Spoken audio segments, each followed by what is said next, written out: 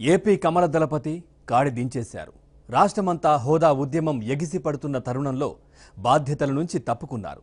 దాంతో కష్టకాలంలో పార్టీని నడిపించే కొత్త సారథి కోసం క్యాడర్ ఎదురుచూస్తోంది. బీజేపీ రాష్ట్ర అధ్యక్ష పదవికి కంభంపాటి హరిబాబు రాజీనామా చేశారు. పార్టీ జాతీయ అధ్యక్షుడు అమిత్ షాకు సోమవారం ఆయన రాజీనామా లేఖ పంపించినట్లు విశ్వసనీయంగా తెలిసింది. హరిబాబు ఆకస్మిక నిర్ణయానికి కారణమేంటో స్పష్టంగా తెలియటం లేదు.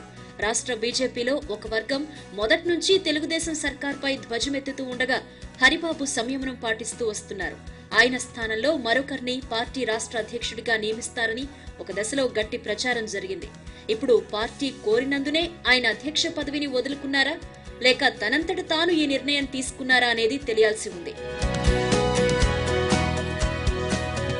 టీడీపీ ఎన్డీఏ నుంచి బయటకు రాకముందే ఆ పార్టీ టార్గెట్ గా సోము వీర్రాజు తీవ్ర వ్యాఖ్యలు చేస్తూ వచ్చారు. ఏపీ బీజేపీలో మిగతా వాళ్లంతా మౌనంగా ఉన్నా సోము వీర్రాజు మాత్రం ఏమాత్రం తగ్గకుండా చంద్రబాబు సర్కార్పై తీవ్ర విమర్శలు చేశారు. టీడీపీ ఎన్డీఏ నుంచి బయటకొచ్చాక టీడీపీపై సోము వీర్రాజుతో పాటు విష్ణుకుమార్ రాజు కూడా విరుచుకుపడ్డం ప్రారంభించారు. హరిబాబు మాత్రం ఏపీకి కేంద్రం ఏం చేసిందనే విషయాన్ని చెప్పడానికి ప్రయత్నించారే తప్ప టీడీపీ టార్గెట్ గా విమర్శలు చేసింది తక్కువ. మాణిక్యాలరావు, కామినేని శ్రీనివాస్ కూడా టీడీపీకి వ్యతిరేకంగా పెద్దగా గళం వినిపించలేదు. దాంతో ఏపీ బీజేపీ అధ్యక్షుణ్ణి మార్చబోతున్నారు అనే ప్రచారం జరిగింది.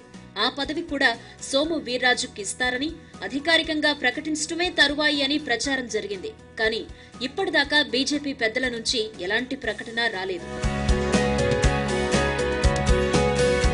హరిబాబు రాజీనామా లేఖ అందాక ఏపీ బీజేపీ అధ్యక్షుడి ఎంపికపై పార్టీ చీఫ్ అమిత్ షా ఓ నిర్ణయం తీసుకుంటారు. ప్రస్తుత పరిస్థితుల్లో ఏపీ ప్రభుత్వాన్ని, హోదా కోసం పోరాడుతున్న విపక్షాల్ని సమర్థంగా ఎదుర్కొని ప్రజల ఆగ్రహావేశాల్ని చల్లార్చగలిగే నేతను రాష్ట్ర బీజేపీ సారథిగా అమిత్ షా ఎంపిక చేసే అవకాశం ఉంది.